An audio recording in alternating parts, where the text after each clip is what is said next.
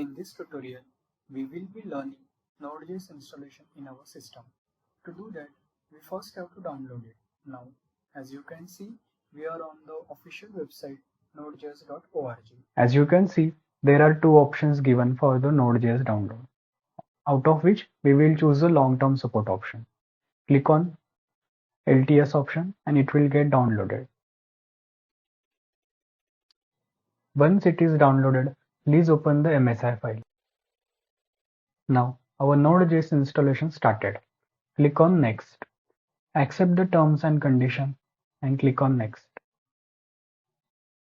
Here, destination folder path is given. You can change according to your requirement, but it is preferred to keep it to default settings. Click on Next. Now, this option will show. If you want to download any additional necessaries such as Chocolatey, you can check it, but it is preferred to keep it unchecked. Click on Next. Click on Install. Now, our installation of Node.js is started. It will take some time. As you can see, our Node.js installation is successful. Click on Finish.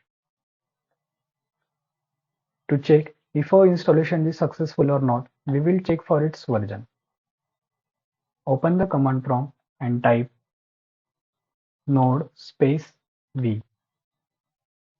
As you can see, we have downloaded the LTS version of Node. Also, npm comes with the Node. In order to check that if npm is installed successfully or not, we will do the same. Type npm space v. Here you can see npm is also installed successfully.